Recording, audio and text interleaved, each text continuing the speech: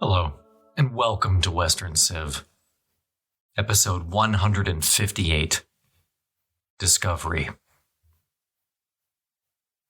To the very end, Christopher Columbus remained certain that he had in fact reached India, in spite of all evidence to the contrary. His unshakable devotion to this Asian fantasy altered and perhaps drove his decision-making throughout his first and all 4 voyages of discovery. In other words, so convinced was Columbus that he was right, that he probably ignored the very real benefits of his discovery to his patrons. No comparable explorer in history has gained so much renown and yet was so mistaken as to his actual location. In fact, the very reason that Columbus made 4 separate voyages was driven in large part by his desire to prove that he was right, that he had found a sea route to Asia.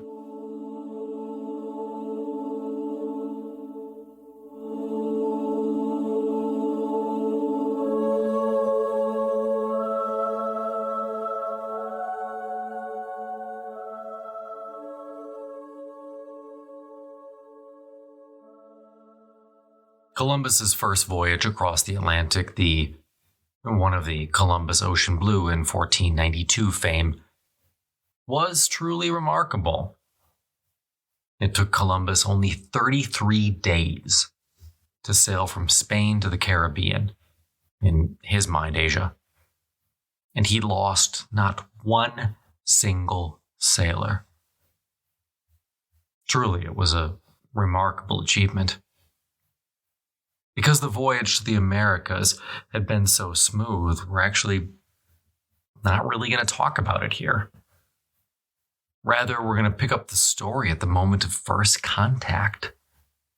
Friday morning, October 12th, 1492. The people that Columbus first encountered come down to history as known as the Taínos. That's not what he called them. He called them Indians, and we know that. But the Taínos were a widely distributed ethnic group who were talented corn growers and potters. Yet the arrival of the Spaniards with their diseases, gunpowder, steel, and above all, lust for gold, heralded the end of their people. They just didn't know that yet. Columbus reflected on these peoples in his journal. Quote, "All that I saw were young men, none of them more than 30 years old, well built of very handsome bodies and very fine faces. Their hair coarse, almost like the hair of a horse's tail, and short. The hair they wear over their eyebrows, except for a hank. Behind that they wear their hair long and never cut. Some of them paint themselves black, and they are of the color of the Canary Islands, neither black nor white. And others paint themselves white, and some red, and others with what they find. And some paint their faces, others the body, some the eyes only, others only the nose. They bear no arms, nor know none of them.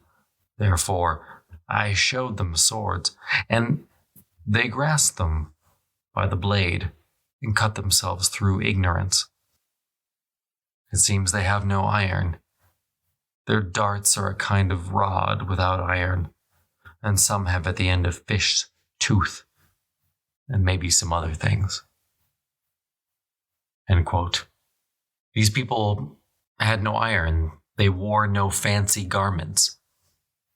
This all shocked Columbus, of course, who had expected to confront an advanced civilization. He wrote further, quote, "I saw some who had marks of wounds on their bodies and made signs to them to ask what it was. And they showed me that peoples of other islands which came near there and wished to capture them, and they defended themselves. And I believe that people do come here from the mainland to take them as slaves." Slaves. The words seemed to ring a chord with Columbus. Instantly, he thought this might be a good backup plan. If the gold was not forthcoming, he wrote, "They ought to be good servants and of good skill, for I see them repeat very quickly whatever was said to them. They would easily be made to be Christians because it seemed to me that they belonged to no religion." End quote. Wherever he went, Columbus was greeted pleasantly by the natives who brought loads of food and drink, while always shouting, "Come and see the men who come from the sky."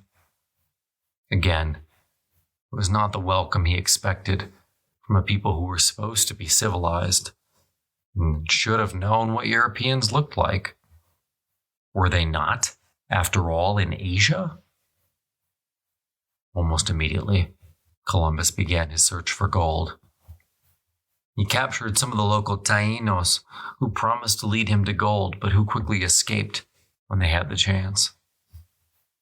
Unperturbed, Columbus simply sailed on, declaring to have taken possession of the island for Spain. Those were the rules of exploration as he knew them, after all. He didn't know it, but Columbus had just stumbled upon the Bahamas. On Monday, October 16th, he sailed down south, driven by a prevailing trade wind, and reached what, based on his notebooks, must have been Long Island, Bahamas. Long Island is aptly named. Over 80 miles long and hardly 4 miles wide, it looks like a jagged pile of rocks and sand. Columbus was quick to note how treacherous the island might be for future expeditions before moving on. All told, Columbus spent a week wandering through the Bahamas. On October 16th, he was able to make landfall on a lush island whose inhabitants treated him kindly and who thankfully wore clothing, according to him. As he traveled, Columbus took notes of his surrounding. To us today, it seems as though he might be describing a paradise. Quote, "I discovered a very wonderful harbor with one mouth, or rather one might say 2 mouths, for it has an island in the middle, and both are very narrow. And within it, it's wide enough for 100 ships if it were deep and clean. During this time, I walked among some trees which were the most beautiful thing I'd ever seen, viewing as much verdure in so great developments as in the mouth of the May of Andalusia, and all the trees were as different from ours as day from night. Nobody could say what they were, nor compare them to others of Castile." End quote. Sadly for historians today, Columbus's original diary for the first expedition is lost. Thus, we have to rely on his 2 sources, his illegitimate son, Fernand, and Las Casas, the friar and chronicler who ultimately would side with the natives and despised Columbus. In spite of these misgivings, historians generally agree that Las Casas wrote in all a balanced and nuanced report. Interestingly, many of the generic descriptions in these histories were totally vague on purpose. Columbus almost certainly kept his original logs vague, so that he could not be disposed of after he returned to Spain. Navigational secrets, then, were the modern-day equivalent of trade secrets in the technologies companies. If Columbus was too forthcoming, it would be easy for Ferdinand and Isabella, or João, the King of Portugal for that matter, to simply take his logs and hire someone else to finish the job. Columbus's position depended on his claim to be the only person who could get the new voyage safely across the ocean. That being said, Columbus was probably also troubled by a further concern. Where was he exactly? Remember, he was basing his voyage off Ptolemy's map that was now over 1,200 years old. Some more recent scholarship in the descriptions of the East by Marco Polo, who had also been dead for well over 100 years. To say it safely, it wasn't a recipe for success. Although Columbus was in the Bahamas, he remained convinced that he was on the outskirts of Asia. In fact, he wrote in his journals of his desire to quickly get, quote, to the mainland and, quote, to the island of Quinsay, which was Marco Polo's term for the capital of the Song dynasty, now known as Anzou. While we do not know the precise globe that Columbus was using, we can certainly say he was unwilling to admit that it was wrong. Columbus spent October 22nd just waiting and hoping that representatives of the Great Khan or someone would come to see him. Instead, different bands of indigenous Taínos arrived, willing to trade their precious metals for trinkets, but not bearing letters of introduction to the Lord of Asia, a point of severe disappointment to Columbus. Still, Columbus reckoned he was about a day's sail to Japan, which he called Sipanga, again from Marco Polo. Unfortunately for him, the landmass he now saw in the distance was not Japan, it was Cuba. Around midnight on October 28th, Columbus finally arrived in Cuba. We think around the Baha'i Bay on the far southeastern side of the island. There he wrote extensively of the floral and the fauna in the glowing terms, probably trying to make up maybe for the lack of gold that, by the way, he certainly had not found yet. Quote, the most beautiful that eyes have ever seen, full of very good harbors and deep rivers. One cannot circumnavigate these expanses in canoes in over 20 days. End quote. He refused to believe that Cuba was an island. It must be the doorstep to Asia, or else, where was he?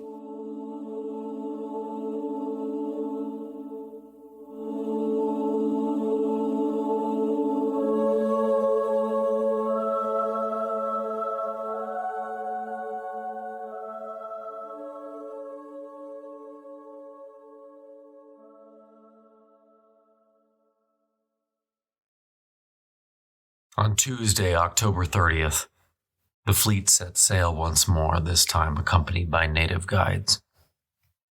Columbus was still intent upon discovering the Great Khan. Little did he know that a whole continent and a much larger ocean still separated him from China.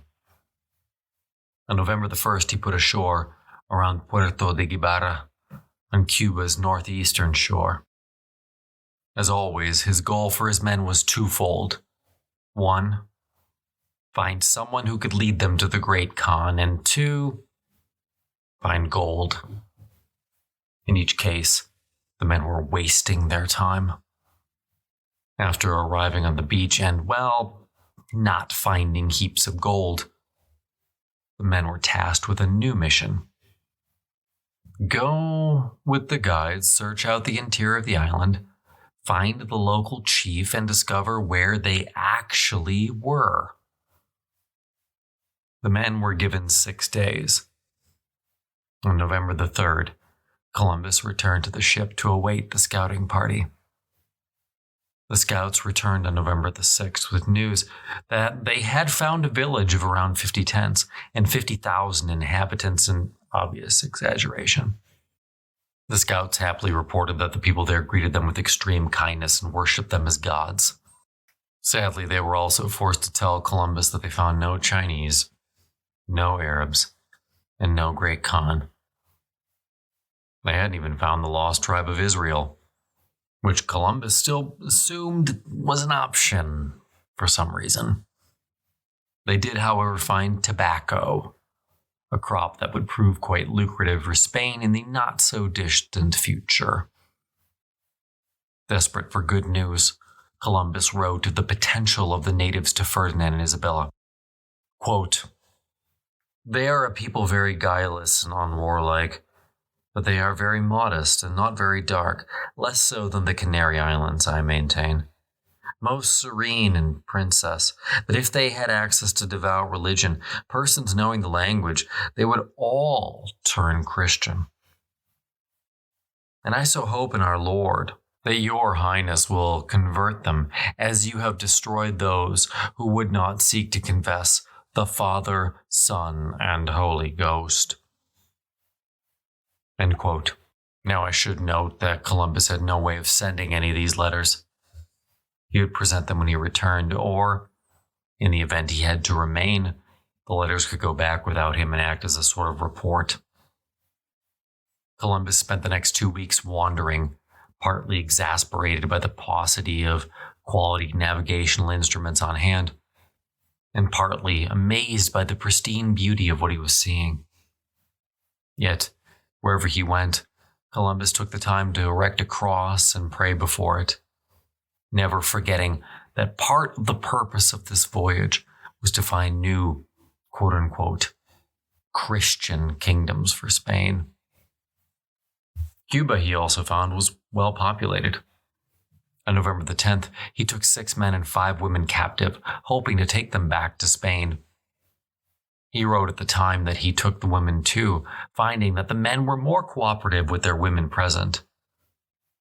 These captives, quote, "Having their women will find it good business to do what they are told, and these women would teach our people their language."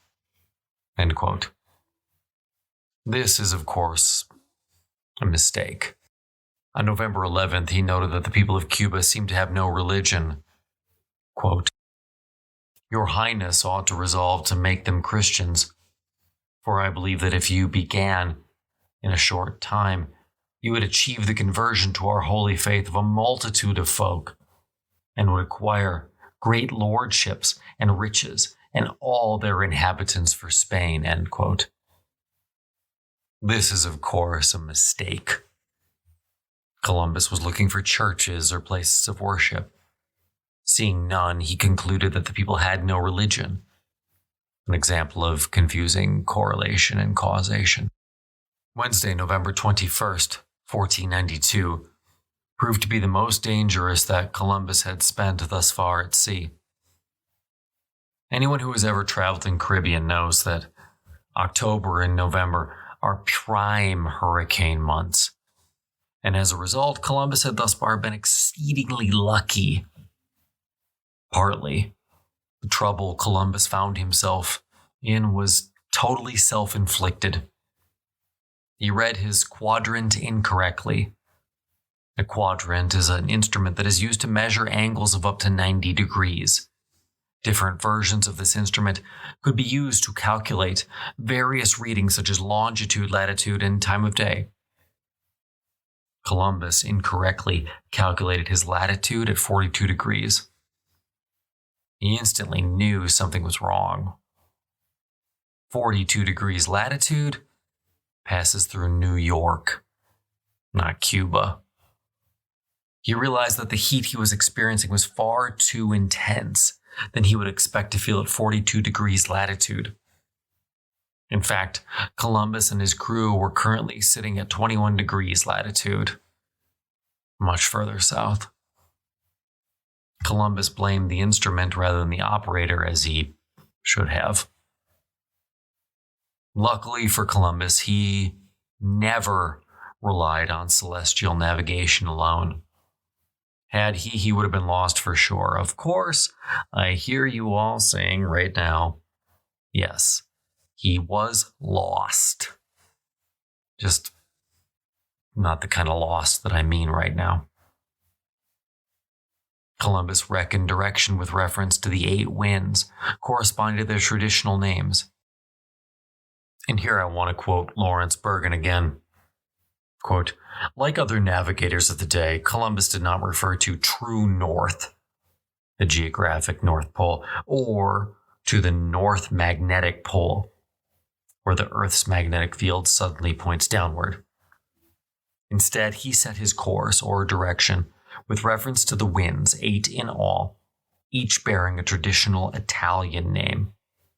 Tramontana indicated north, Greco, northeast, Levant, east, Sirocco, southeast, Ostre or Oster, south, Librecco or Africo, southwest, Ponete, west, and Maestro, northwest. End quote. However, Columbus was truly saved by the mere fact that he, like all great pre-modern explorers, was a natural line of sight navigator. He relied on his instincts. The clouds, the winds, the very color of the sea might reveal to him his location. The true crisis hit on November 22nd. On that day, the captain of the Pinta, Martin Alonso Pinzon, abruptly and without reason sailed away, leaving Columbus alone and without any knowledge as to the whereabouts of one of his ships. Today, we know that Pinzon was likely suffering from bouts of insanity caused by latent syphilis, a condition he would die of not long after returning to Spain. Columbus, however, didn't know this. Still, Pinzon's disappearance was troubling to Columbus because Pinzon was an experienced captain, and thus far, the two men had benefited from mutual collaboration. Without Pinzon, Columbus had to rely on his own instincts, which, luckily for his men, were sound. Now, Pinzon, by the way, was no underling. He was part owner of the fleet, so Columbus could not just order him around. That being said, Columbus, not Pinzon, negotiated with Ferdinand and Isabella. He had their blessing. Were Pinzon to just give up and sail for Spain now on his own? And if Columbus later showed up? Well, Pinzon would have some serious explaining to do. Columbus sailed east towards a new island called Vinnic, lured there once more by his native guides and their promises that the island was rich in gold. It's not. At that point, Pinzon seemed to sail back towards Columbus, abruptly changing course. Again, these were the actions of a man who was not in sound frame of mind. Finding no gold, Columbus returned to Cuba on November 25th at Cayo Mau Grande, located on the northeastern coast of the island. There, Columbus finally found something perhaps more valuable than gold: trees. Spain was not rich in timber, and timber was like oil in the early 20th century. Without timber, Spain would not be able to compete forever in terms of ship construction. What Columbus saw gave him pause. Quote, "Being there, the ship's boys sang out that they saw pine trees. He looked out towards the Sierra and saw many great and such marvelous ones that he could not exaggerate their height and straightness, like spindles, thick and elongated, when he realized that the ships could be had, and the planks without number, and the masts, the best ships for Spain. He saw arquebuses and a good river and the means to build sawmills. He saw on the beach many other stones of the color of iron, and others that some said were from silver mines, all of which the river brought down. There he cut a lateen yard and mast for the mizzen of the Caravalina." End quote. He envisioned a wide harbor and busy shipyard, here building the fleet that Spain might use to rule a vast overseas empire. Or at least that's how he was going to sell this all to Ferdinand and Isabella. On November 27th, sitting on the easternmost point in Cuba, he composed his most exhaustive summary of his findings yet. Quote, "1,000 tongues would not suffice, nor his hand to write, for it appeared that it was enchanted. It is certain, Lord Princes, that when there are such lands, there should be profitable things without number. But I tarry not in any harbor. I sought to see the most countries that I could, to give the story of them to your highnesses. And I do not know the language, and the people of the lands do not understand me, nor I them, nor does anyone on board. End quote. His findings were clearly revised to please his sovereigns. Even if it was not China, Columbus was now convinced that the region held significant strategic value that he could sell. And about that, for once, he was right. As he worked on his summary, he continued pressing the natives for information about the potential value of the islands, i.e., where's the gold? This begs an important question. How in the world, by the way, did Columbus, an Italian, speak with the Taínos? Essentially, he used fellow natives, whom he enticed with gifts, and they did the best they could. To be fair, Columbus had brought an interpreter with him, but the man spoke Arabic and Hebrew. They still thought they might find that lost tribe of Israel.